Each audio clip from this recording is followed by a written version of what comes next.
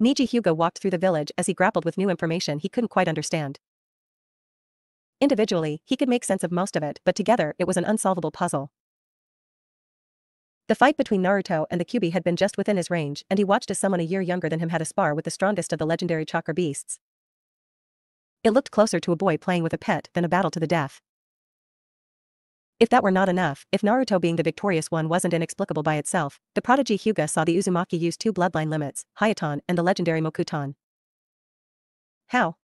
How was it possible to wield several bloodline limits? Was Naruto preternaturally gifted? A result of Orochimaru's experiments? Both?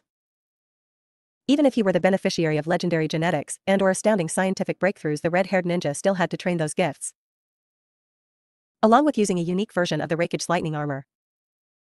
Powerful. He could not speak of the younger shinobi's talents, but he knew power when he saw it. He'd chased it all his life. He'd considered himself the best of his generation, the Uchiha a close second. He chalked the Chunin exams loss up to a fluke. After the fight with the Kyuubi, Niji couldn't delude himself any longer. While the battle with the giant fox was revealing, Naruto's words shook Niji just as much. The former branch member was able to conclude with no known heritage but his status as a container a widely known secret. The residents of Konoha were likely unwelcoming of the boy. He recalled what the Aburame said at that get-together, and he was forced to admit the bug user had been correct. He only saw all Naruto had and never questioned what he'd lacked, what he'd lost. This left Niji perplexed. Fate was unchangeable and punished those that tried. When Niji first met the Uzumaki, he assumed him a failure, or at best mediocre. Years later, after being trained by two of the Sannin, that same boy had demonstrated he was anything but average. What Niji couldn't decide was, which was Naruto's fate? The ostracized pariah, or the powerhouse? He should not have been able to go from one to the other. Winners and losers were chosen at birth, this was an unassailable fact. By lineage, Naruto was a winner. By circumstance, he was meant to be a loser. Which was fate's design? Why couldn't Niji understand it? Why couldn't he see it? How had he managed to seemingly fight fate? Or did he simply correct its altered course? The Hyuga didn't know. Hated not knowing. His all-seeing eyes meant he rarely had to languish in ignorance, but he had no conclusions, only questions. Only the mystery that was Naruto Uzumaki. While Niji was trying to resolve his crisis of faith, Tsunade was busy staring daggers at Jiraiya and Hiruzen. Back in her office, after having plopped in her chair, she couldn't bother to hide her anger and disappointment at the pair. She decided to start with Jiraiya. "What the fuck, you stupid toady asshole," she shouted, vein bulging on her forehead. "Just because it is toad in the word doesn't mean it fits now, Jiraiya remarked. He knew calming Tsunade down wasn't possible, so it was better to just let her boil over so they could actually talk. "You dare get funny with me now? I should kick you so hard you see the curvature of the planet." "That sounds painful, don't do that," Jiraiya responded neutrally, and as soon as the words left his mouth, Tsunade's fist went through her desk, followed by her grabbing him by the collar. "You better watch it, Jiraiya. It's one thing for sensei to be acting behind my back, I expect it, as he doesn't care about anyone's opinion but his own." She started and ignored how Hiruzen frowned at her assessment. "But I trusted you to be straight with me and respect that I am Hokage.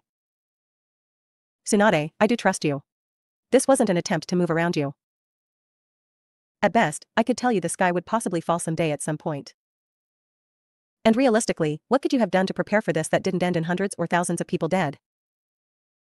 If any one of us would have attacked the Kyuubi, he would have retaliated in full force. If you had the idea to use Itachi or Sasuke, assuming they were comparable to Madara or that he actually managed to suppress the Kyuubi with just his Sharingan, it would have been worse. Naruto told me himself, the fox hates the Uchiha. All of them, no exceptions.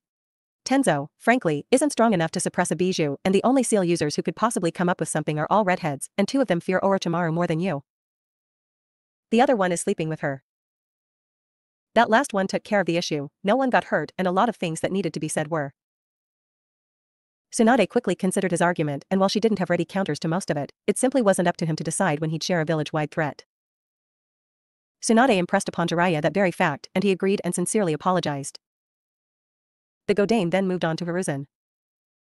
"How much of your legacy, of your remaining time? How many of your relationships are you going to ruin trying to get back at Orochi?" I told you I wouldn't tolerate you working behind my back, and you turned one of my ninja into a secret asset, spying on a high-ranking member of the village. You had no right. I had every right. You didn't have to sort through the dead babies like I did. You didn't have to chase her out of the village like I did. You just support her and this twisted relationship she has with Naruto-kun. You should be protecting him instead of encouraging this farce. So, knowing she hadn't changed, I enacted a plan. It didn't work, but I'm not wrong about her. You keep pushing, and it isn't her you're going to have to deal with, Jiraiya observed, recalling the earlier conversation he had with his godson. Sensei, you're going to back Naruto into a corner, and I don't know why you can't see that. I'll make this as plain as I can, he just played with the Kyuubi. It took most of the senior ninja, you, Enma, Gamabunta, Minato, and Kushina, to restrain and seal it. What do you possibly think you can do to someone like that? You may think you're protecting Naruto, but he will protect Orochimaru. It's time to move on. Hiruzen was about to respond to his student, but was cut off by Tsunade. Several of us have tried to talk you out of this vendetta, this quest to get her out of the village. You won't listen no matter how much it has cost you. You tried to kill her, Sensei. The daimyo could have had you executed. You had to resign in disgrace, and you'll never repair your relationship with Naruto. If I cut you out of village affairs completely, all your knowledge and experience would be wasted, but what else can I do? You're making it impossible for me to do anything but isolate you, place you under house arrest for the remainder of your days. Is that what you want? Of course not. But people don't simply change, Tsunade-chan. She's had designs on Naruto for years. Years? She's manipulated things, possibly him for who knows how long? Do you believe they are anything approaching equals? He's an affection-starved young man, and she's used her wiles to exploit his weakness. Like she did with you being the implication? Tsunade asked. Is that the story you've been telling yourself? She seduced you? How do you know she didn't? Because I'm not fucking stupid, Sensei, Tsunade yelled. She took some calming breaths, forcing her anger away. It wouldn't do to be beat her sensei to death. This is getting us nowhere, but just know this is truly your final warning. Act against her again, and I'll lock what's ever left of you in your compound. We still have one more issue. There is no way word won't get back to I and Inoki. Both men looked grim at Tsunade's words. Strength invites challenge, Jiraiya whispered, wondering if his final student was clairvoyant. What's that, Jiraiya? Something Naruto said earlier, strength invites challenge.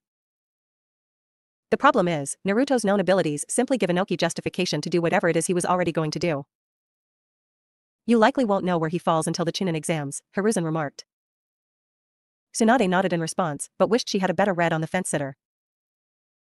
After his laughing fit ended, Naruto took a seat across from the murderer of his parents, the person that altered his very life course. Only the width of the stainless steel table separated the pair. Naruto studied the Uchiha's face, a mismatched pair of brown and green eyes would suggest someone had taken his Sharingan eyes from him. He had scarring on his face, clearly having suffered some major trauma.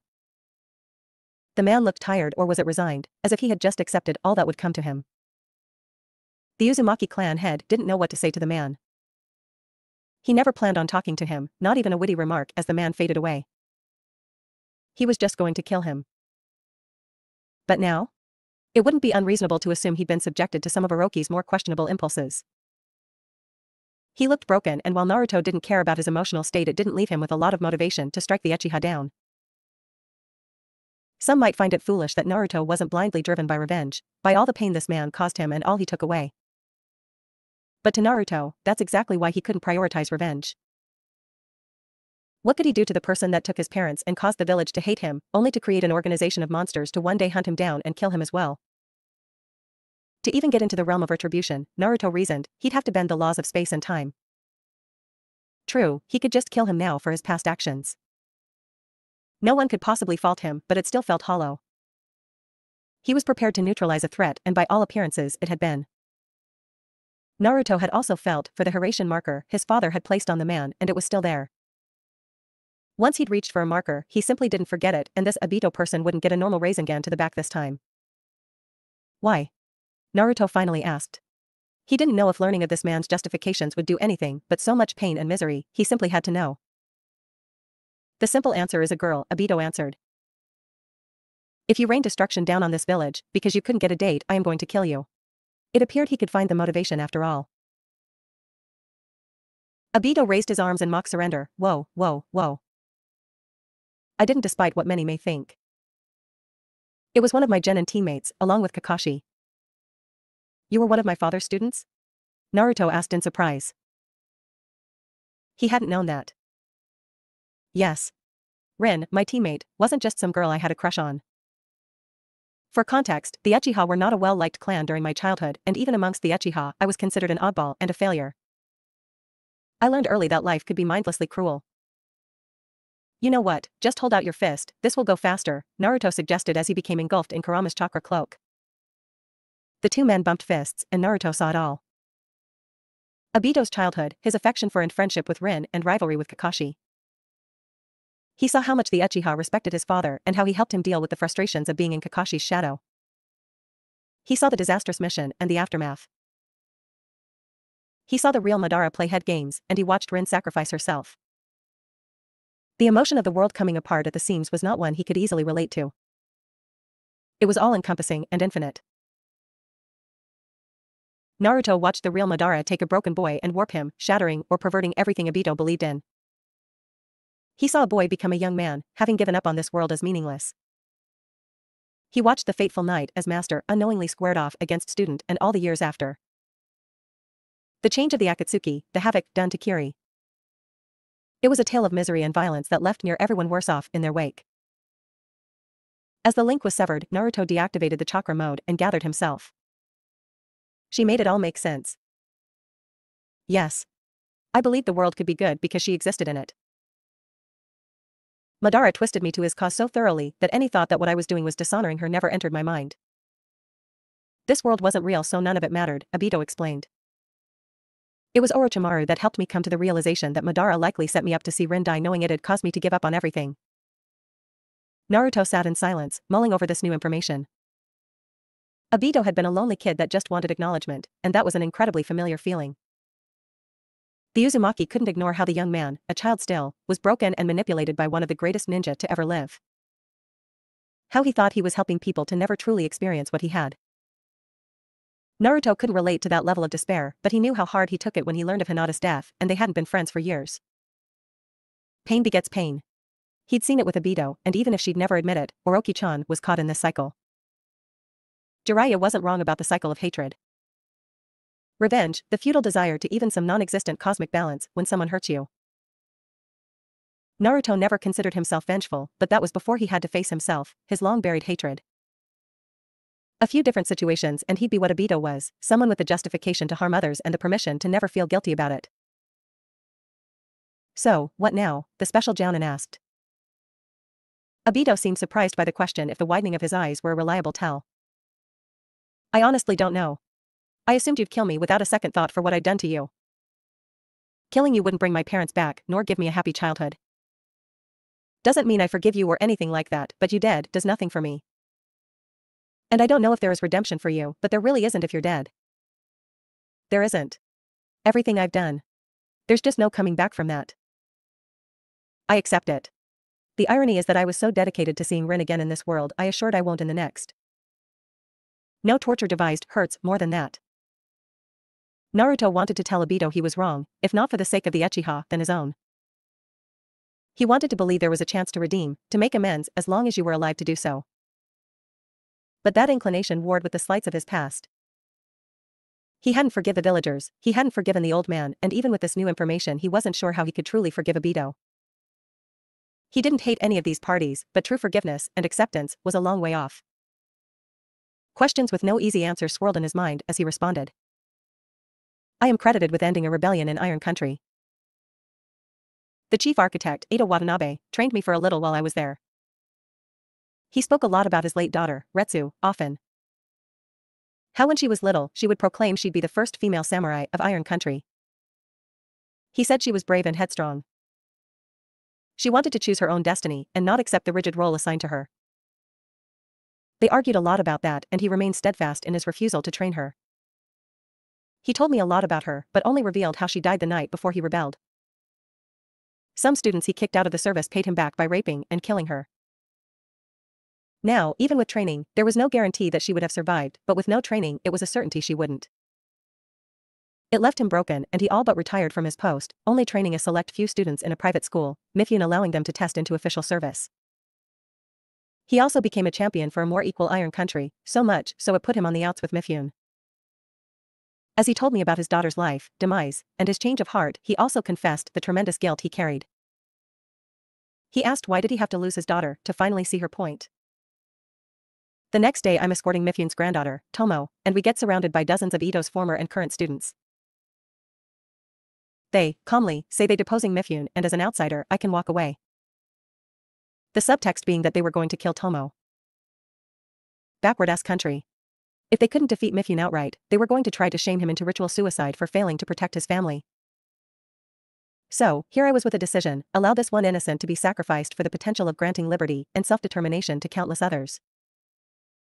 I'm assuming you didn't leave her. I killed them all. But ninja arts are outlawed in Iron Country, even in defense of his granddaughter, you'd have been arrested. Didn't use any ninja arts, just my sword. Anyway, after getting her protected, I tracked down Ito, and we had a duel. What struck me was his smile, even as he lay dying. It makes me wonder if he knew this was the likely outcome. If I hadn't been willing to sacrifice one person, then he'd put me in the position to sacrifice many. Officially, I am a hero, but how many people see me as just another tool of their oppression? More concretely, how many more Retsus will there be because I intervened and protected Tomo?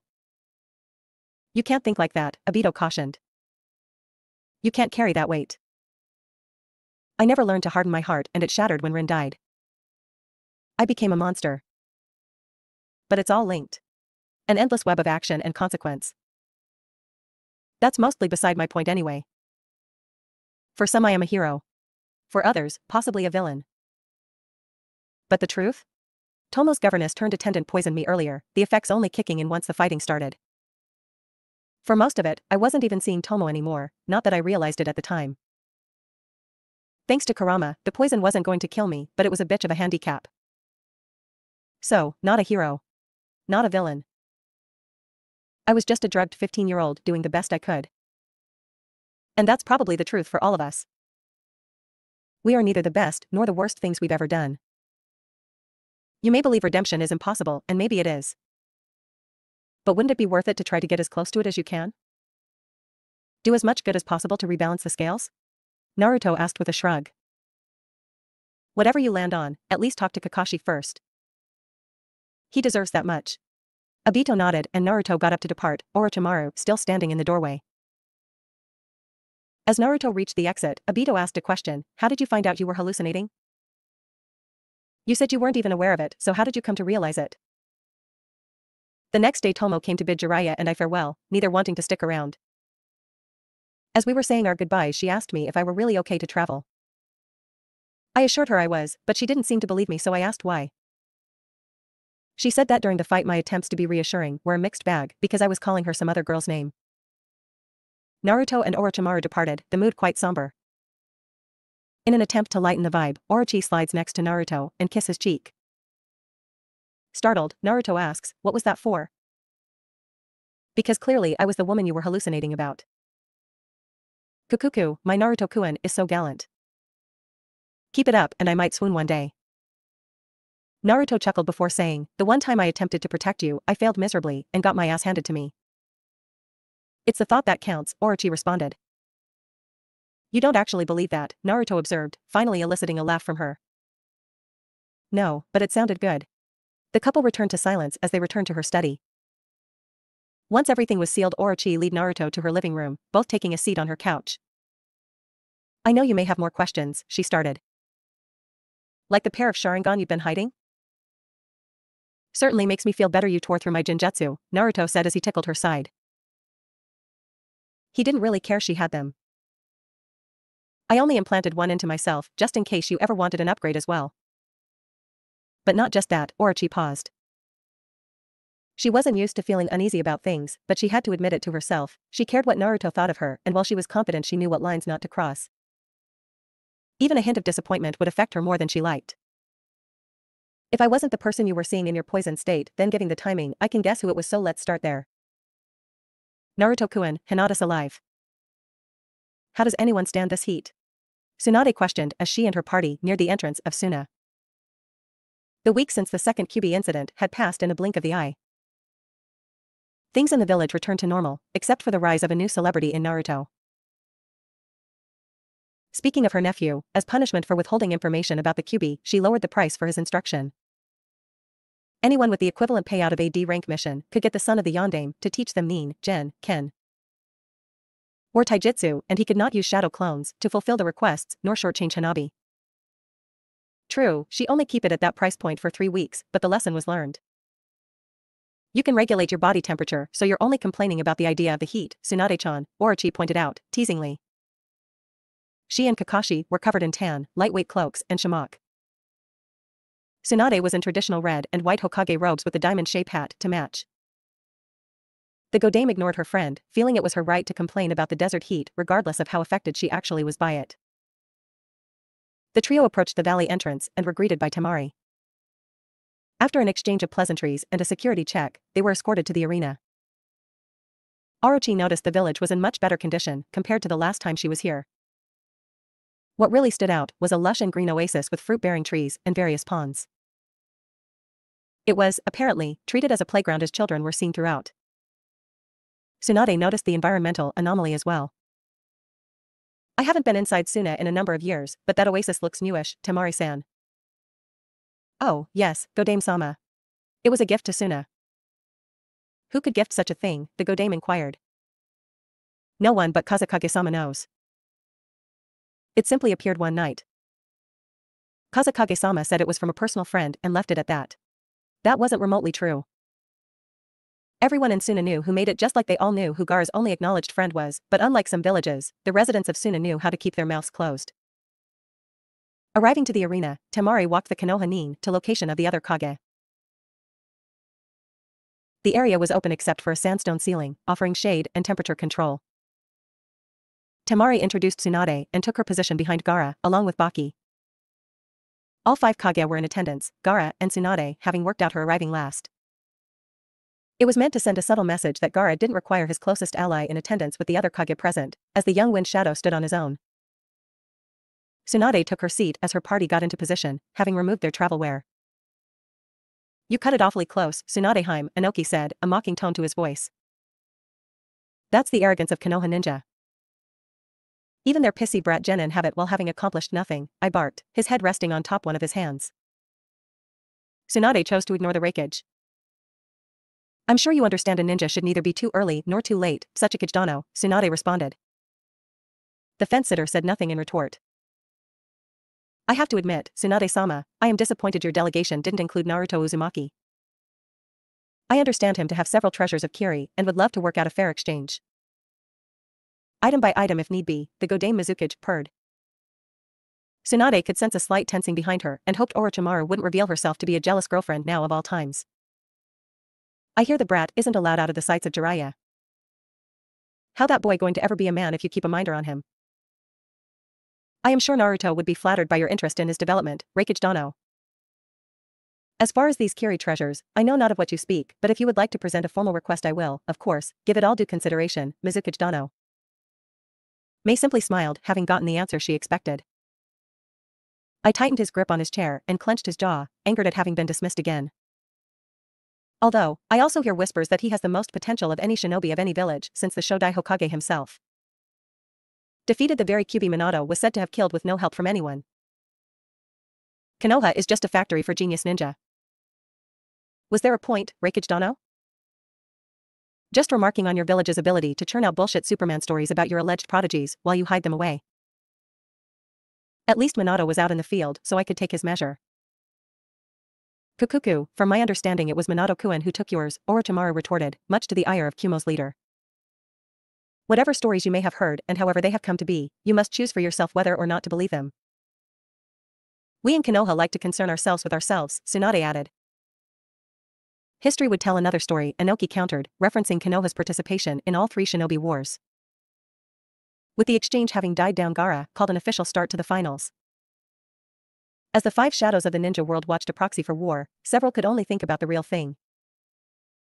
And while they were preoccupied with the thoughts of war, their seconds were vigilant for any signs of aggression. All except one. The most infamous woman in the hidden villages wasn't concerned with war or children exchanging love taps. She only wanted to get this trip over with so she could share the good news. Tsunade confirmed herself 8 weeks along. Naruto-kun would have an heir, a child of his own. And she'd tap into previously unexplored reserves of cruelty and sadism if anyone should attempt to harm his child.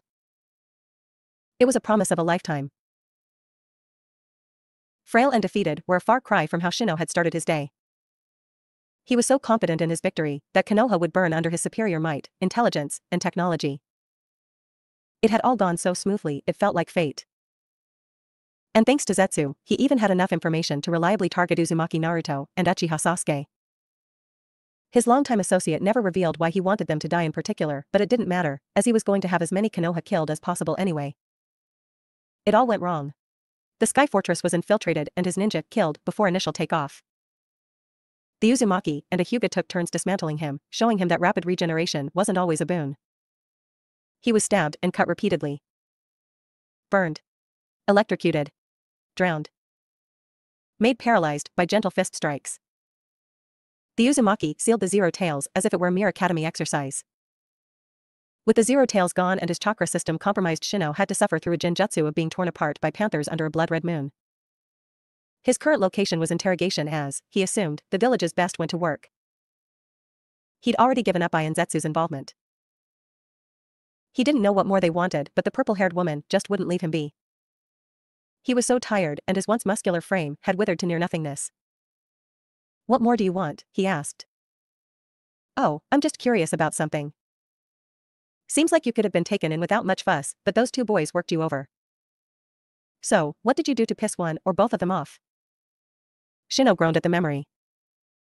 A piece of intel Zetsu had given him about the Uzumaki's relationship with his former associate, Orochimaru. He goaded the boy, suggesting there was more to their relationship than was true. By the time he said she'd do anything for an immortality jutsu, he felt a sword through his heart. He dropped to the ground in shock, and when he looked up, those blue eyes weren't even angry. They were filled with pity. The Uzumaki then said something to the Hyuga about assholes always making things personal and never knowing when to shut up. Shino was a smart man and had no intention of repeating what he said to Orochimaru's sadistic student. Anko laughed at his silence as she resolved to get the full story from Naruto when he got back. "Karabi?" Yujito called, attempting to get her fellow Jinchuriki's attention. He seemed not distracted but lost or in a state of disbelief. They were currently in the Land of Rivers, as B insisted they come support Reikage-sama's planned ambush. It was unusual for him to be so serious. Yo, where's Big Bro's main man to carry out the master plan?" he inquired. She couldn't answer that as Dodai should have been here, along with the 100 other ninja assigned. But there were also no signs of combat, the scene looked undisturbed. Pristine. Almost perfect. She looked at Karabi in shock as the real meaning of his question sank in. "You think Konoha and or Suna intercepted Dodai's ambush and cleaned up to this extent?" Mr. 9-0 applied the pressure and let the pipe burst, treated our best like they were light work. Mighty 8 senses his bro, the Uzumaki's a pro. Yujito scowled at some of her comrades seemingly being wiped out by one boy without a trace. It made everything Isama said about him seem true. Konoha had prepped a secret weapon with a grudge against Kumo. It also suggested the attack on Konoha failed or the Uzumaki would have been otherwise occupied. They had tipped their hand and were now fully exposed. "Do we try to catch him?" Yujito asked. B didn't answer immediately as he mulled over their options. Crossing into the Land of Wind would be seen as an act of war, and while they had all but declared as much against Konoha, they had not with Suna. However, if his brother learned the ambush failed and Dodai was killed, he would react with pure emotion, namely rage. He didn't know if his brother could best 2 of the Sannin and Hitaki Kakashi, but he knew he couldn't handle all 3 of the Konoha's Jinchuriki. It wasn't even about which was the smart move, there were none. But deciding the least bad option. A sense of dread originated in his stomach and spread ever so slowly throughout his body. Be feared today may be a watershed, that something irrevocable may happen. If that were the case, then he needed to be by his brother's side, because whatever his faults, that was still his family. "We creep on the low, but push hard in case Big Bro blows." Yujito nodded and the pair departed without further delay. I noticed her subtly stiffen, a sigh his Senor Nin had become alerted to something concerning. The second of his escort duo was no coward, so for something to worry him, even slightly, was worth paying attention to. A low-level drone pulled away the Kazekage's sister, the snake Sannin, following behind her. He felt the need to at least mention this, as if this were a hit, he'd let them know they'd hidden it poorly. Inoki was simply quicker. My, the two allied nations' escorts seemed to be departing. One might assume something nefarious, Kazekage Dano. I assure you I wish none here any harm. And you, Tsunadeheim? You allow the snake free rein, should we ready for battle? If you aren't always ready for battle, Inoki Dano, I'd suggest you retire. Any follow-up response by Inoki was cut off by the snicker of the Mizukage and the return of the Kazekage sister and Orochimaru, the snake Sannin smiling from ear to ear. The wind mistress approached Gaara, whispering something I could not hear, and watched the child Kage nod. The girl departed briefly, but returned with a guest in tow. Uzumaki Naruto. It was Ice's turn to stiffen. The attack on Konoha was scheduled for today, and he was sure the brat hadn't been allowed out of the village since his return. Either Shino crossed him or something went wrong. Honestly, I just wanted the delusional man to cause a lot of structural damage, so he hoped the fool managed that.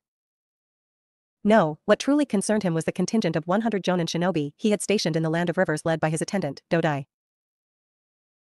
The boy didn't have a scratch on him, and while that could be explained as far as wounds, even his clothes were pristine. I gritted his teeth. It was highly unlikely he managed to avoid his ninja, more than likely Minato's bastard killed them and then strolled into Suna as if nothing had occurred. I took the briefest moment to acknowledge the sacrifice of his ninja and the loss of his loyal companion. Dodai would be dearly missed. I was afforded this show of reverence, even if hidden, because all eyes drifted to the red-haired shinobi. They watched as Gaara stood up and greeted his fellow container as a friend and an equal, a handshake and a half-hug, followed by words of welcome. Naruto greeted the rest of the Kage, begging their forgiveness for the intrusion. With no additional seating, Kankuro offered his place and left the viewing area. I finally took a good look at the young man, not having seen any updated pictures of him, besides what Raza provided. Jiraiya had been maddeningly efficient in neutralizing all of Ice intelligence agents, killing each one until I simply stopped sending them. The Toad Sannin hadn't lost a step, and it frustrated the Raikage greatly. Decent height for his age, toned but nothing too impressive. The boy had too much of his mother in him, looking very little like his rival in speed. But what I noticed, and detested the most, was the boy's ease. All 5 Kage and this child that has never seen true war stands amongst them as an unspoken equal. The very thought made the Raikage's blood boil. Then I remembered Dodai.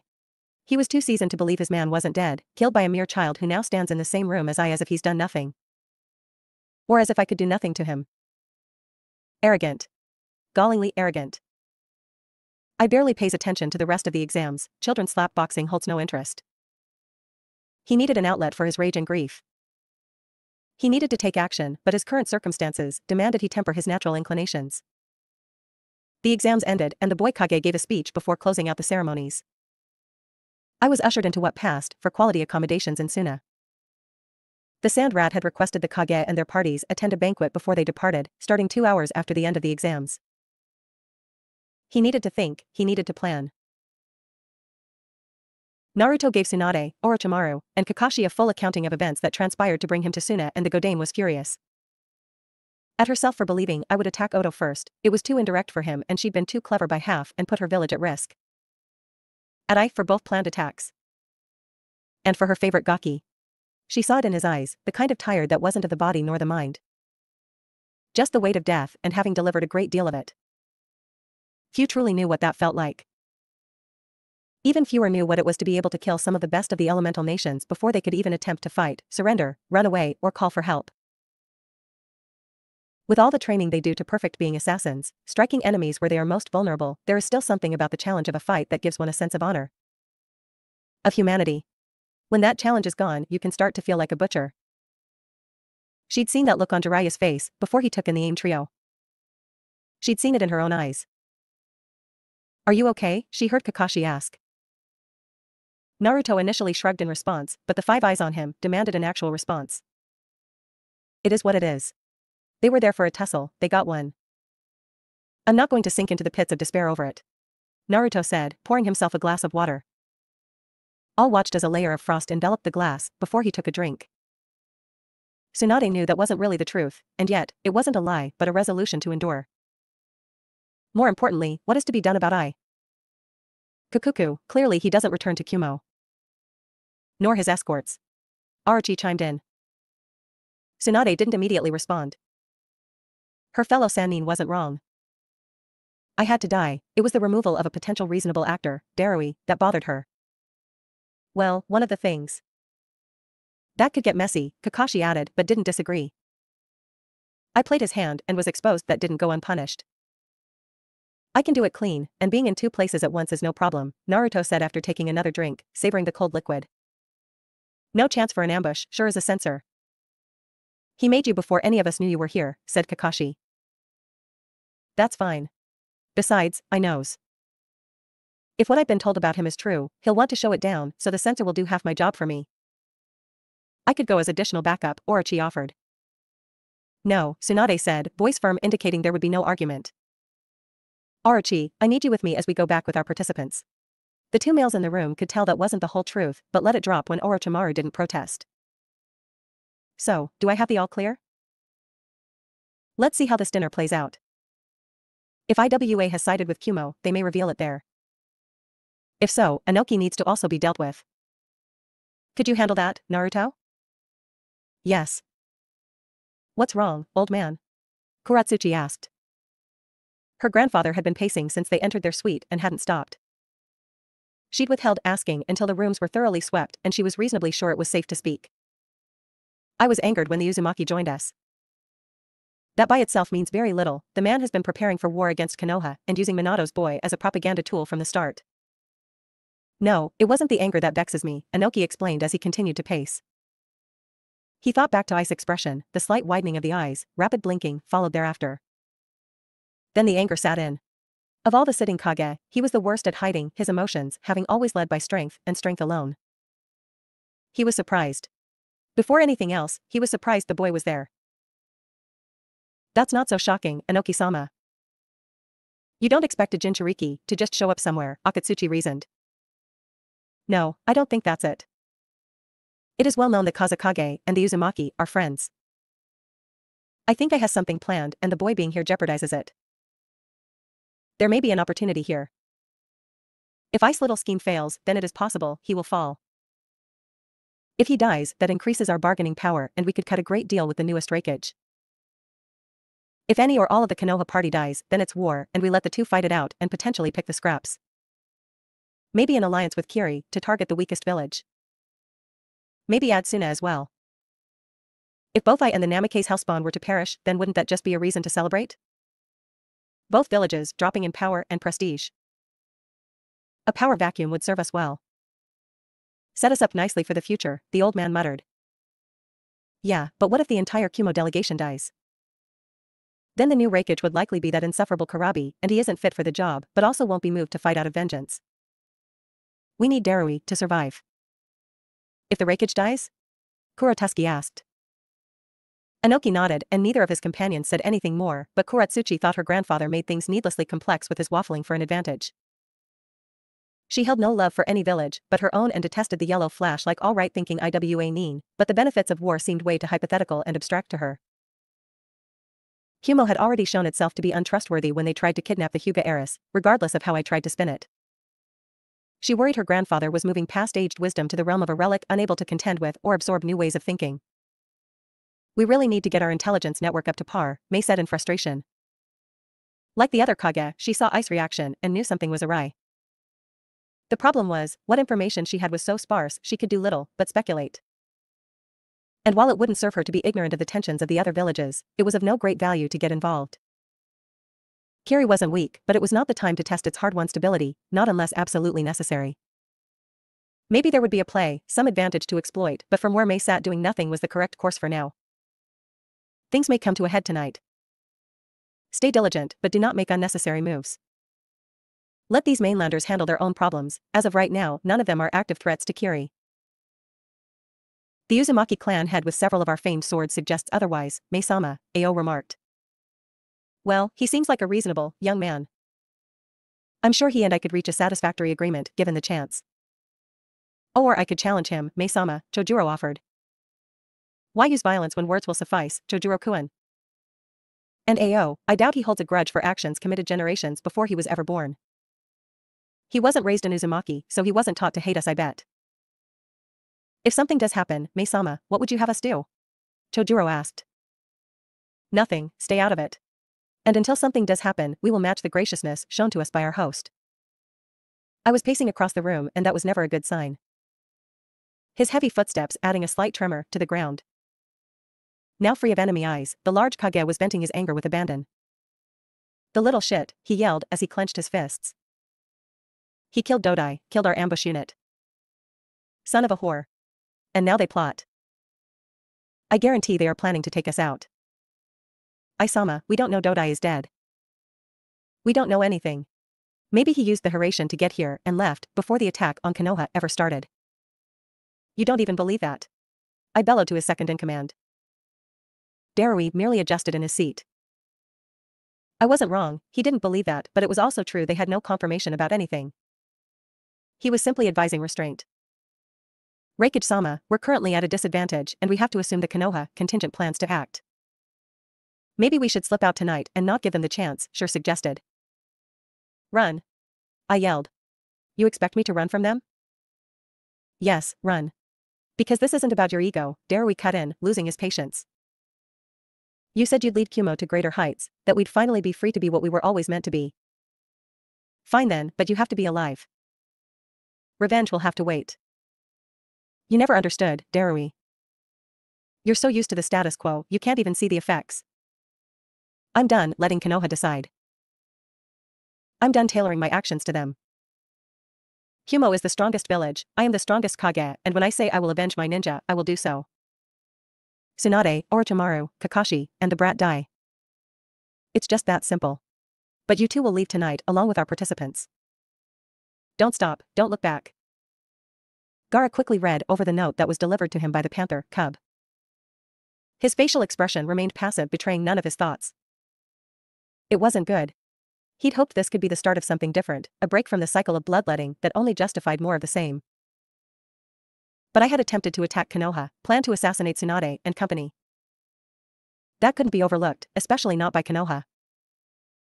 Known as the peaceful village, they still had to remind the other villages their cooperative streak had limits. Thank you, little one, Gaara said as he scratched the summons under its chin, gaining a purr in response. The courier dispelled and Gaara turned to his siblings and explained the contents of the letter. Whatever is to happen won't happen here, of that I am certain, but it appears we must ready for war in earnest. Temari and Kankuro both frowned.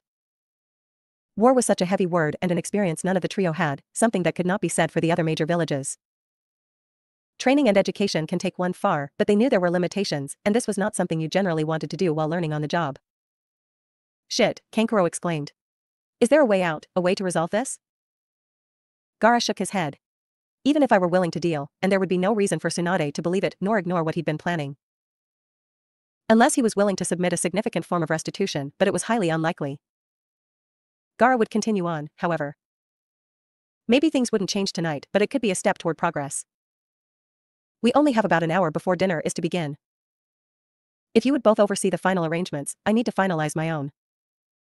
His siblings acquiesced and departed Gaara's office. The hour quickly passed and the Gakage and their guards, plus Naruto, were seated at the large circular table as several servers in service whites brought out the first course of the kaiseki. As the appetizers were sat and the wait staff exited, all waited as Gaara shared some words. I appreciate you all for indulging my request and not immediately returning to your villages. For too long, the 5 great shinobi villages have been separated and mistrustful, only forging alliances to better fight our wars. I do not believe that can be solved over one meal, but I hope it can, and you will allow it to be a start. The grudges of old limit us. With that being said, please enjoy. Murmurs of appreciation fill the room, then the attendees begin their meals in earnest. Mei was surprised by the colorful array of small dishes arranged on her plate, having assumed the desert village wouldn't be so bountiful. More courses were brought out as polite conversation was had. This seemed to offend Ai as he decided during the Fudamono course to speak for the first time. So, you want to cement our stagnation into an alliance, Kazekage? Everyone took notice of his disrespect. If we are stagnating, how could continuing to do as we've done solve it? Gaara asked, choosing to ignore the slight. That's simple, we allow the strong to prove out and rule. Because strength is what determines our course. Not politics and backroom trade deals. Power, the ability to make one act against their own interests outside of their own volition. Everything else is just window dressing. Sounds like chaos, the weak constantly seeking to unseat the strong. How would that be an improvement, Reikage-sama? Mei asked. If you can't control your people, you shouldn't lead your people. If you can't keep your village, you shouldn't have it. In the warring clans era, we lost the weaker clans. And all the potential within them, not to mention all the talent untapped by non-clan ninja. Romanticizing the past doesn't help us progress, Tsunade said. Kukuku, besides, by that logic Konoha should be the only remaining hidden village. Would you have preferred us to have slaughtered all of Kumo? Orochimaru added and took delight in Ice frown. You would have failed if you tried, but what came of any of the wars we waged? Nothing. Nothing fundamentally changed because Konoha will only allow their vision of growth while stamping down anything that threatens it. You win wars because you fight to outlast your enemy, not actually defeat them. The Sandaime called off Minato when he had IWA under his sandals. And what, you expect to do something similar with his bastard? I finished by staring at Naruto, and Naruto more interested in his soup than the ravings of a soon-to-be-dead man. Can he even speak without permission? If you think he has what Minato had, you're deluded. You're very loud. So he does speak. Tell me, boy, do you think you are your father's equal? I honestly don't see how that's a concern of someone who decidedly wasn't my father's equal. 9 may not equal 10, but it's still greater than 7 last I checked. Darui and Shur tensed when they saw the scowl on Ice's face. The man looked ready to attack. And in truth, he wanted to. I wanted to say damn the consequences and murder the arrogant brat. Kill each of them, let them see how powerless they would be against his lightning armor and his speed. But now wasn't the time. He couldn't enjoy it here. It's interesting you say that, as in a different world I could have been your father. How about that? Matter of fact, I'll sign a peace treaty right now if you call me Otosama. Come on, say it. Naruto took it as a sign of maturity that he hadn't murdered Darui, and Shur as a matter of reflex. He considered it a mark of personal growth. Oh, he was furious. That this man would call attention to the attempted kidnapping, that would have no doubt led to repeated bouts of sexual violation, to goad him was beyond anger-inducing. But he had his mission and it was not the time to act. However, I would have to be punished. Somewhat surprising you don't have a child of your own, a man of your age. I guess manners weren't the only thing Dodai failed to teach you. Maybe he can try again once you return to Kumo. I didn't know what angered him more, the boy having the balls to taunt him or the bored look the little bastard was giving him as he said it. I felt a hand on his shoulder just as his rage was nearing its zenith. He turned and saw Darui trying to silently communicate an obvious truth, it wasn't the time. But it would be, soon. He'd put the Uzumaki through the ringer and show him what a true Kage fought like. Then he'd end his life and the rest of them. Eventually, all of Konoha. None of them were a match for B and him. Only the surety of his future victory stayed his hand. The boy would have won last night. His discourteousness aside, the Reikage has a point. Shinobi alliance work when there is a mutual enemy, not when created to avoid one. The very idea that any of us would permanently join some kind of agreement that reduced our authority for some nebulous benefit in the future is absurd. I don't like war, I've seen more of it than any in this room, but words are cheap. Our actions are what carry real value, and if it must be war then it must. Getting too comfortable in an alliance is just asking to be taken advantage of eventually. If you lack honor, you cannot see it in others, Anokidano, Tsunade said. Our actions only carry weight because of the death we cause, no more and no less. If you treat an agreement as just a maneuver, then that's all it can be. The question is, what do you want specifically? And how can war gain it? I want an end to Konoha's continental hegemonic order, I said. Good luck with that, Tsunade said with a snort. Soon talks cooled down and returned to polite topics, but the tension never fully left as all knew one wrong word could spark conflict. Fortunately, the dinner ended without incident and all returned to their rooms. Well, all but one, as Kakashi was currently looking at a closed, locked, and sealed door to what was to be his room for the night. It had been unyouthfully commandeered by Naruto and Orochimaru, neither making a secret of what was to transpire. Kakashi rubbed the back of his head and looked toward Tsunade, who only rolled her eyes. Fine, brat, but don't get any ideas or you'll be introduced to a game I call Kakashi Ball. Got it, she said as she entered her room, Kakashi not far behind. Tsunade-sama, I would never try anything untoward. You'll be taking the couch. I wouldn't have it any other way. As Tsunade and Kakashi were settling into their temporary arrangement, Orochi pushed her lover against the door as soon as she was sure their privacy was protected. Eagerly, she pulled him down into a kiss, briefly realizing he'd grown a little. Her finger assaulted his clothing, she dispatching it with the same ruthless efficiency she would any other enemy that stood in her way. His armor, shirt, and mesh were quickly removed before he returned the favor or removing her kimono. A blink of an eye, or at least that's how long it felt before they were in the shower exchanged long kisses and exploring each other's bodies. Until Naruto settled on her most sensitive area, going over it in slow, circular motions with his middle finger. Gradually the speed and pressure would increase until she was experienced her first climax of the night. Time went hazy again as she came down from her orgasm as they were now in bed. Naruto was content to pay further attention to the same area, this time utilizing his tongue as Orochi ran her fingers through his crimson locks. And again she was brought to climax, the events of the night decidedly not in her original plan as she was to be in control. But it was a wonderful derailment and she'd have allowed it to continue if not for the cocky grin adorning her lover's face. That simply wouldn't do. With ease, she reversed their positions and straddled the object of her obsession.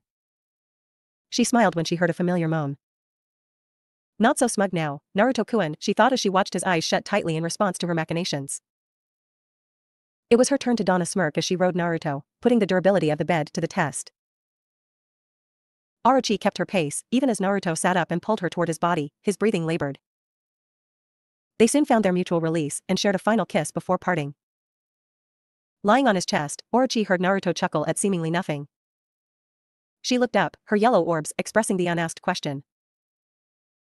Naruto, looking down at her, understood.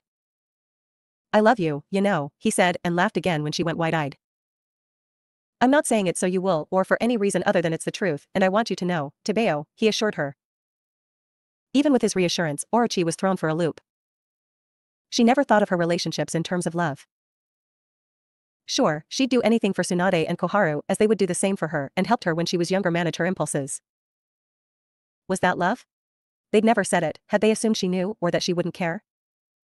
But even in comparison, she knew Naruto was different. The potential life growing in her womb was a testament to that. Was that love? She'd known for some time he'd be hers, that he was already interested only eased things along. He was to be hers and in exchange, she'd see to his happiness and the safety of what he valued. It was a perk of not fighting his fate. Yes, he made her happy.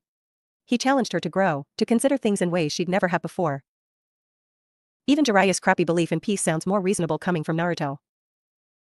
Yes, his smile often makes her feel funny and when hugs her from behind and lightly kisses her neck her pulse would quicken. Those were just biological responses. Sure, she could enjoy his company even if they were just quietly reading, her feet propped up on his lap. And yes, she'd willingly subject her body to the trauma that is pregnancy to give him a child. But that was only because she was high. Orochi's thought process halted. Did she really see herself that way? She'd need to talk to Tsunade, she was sappy and would know. Besides, it was time to share the good news. Naruto-kun, can you enter sage mode, she requested. He nodded, having given her time to sort out her thoughts and not taking her silence personally at all.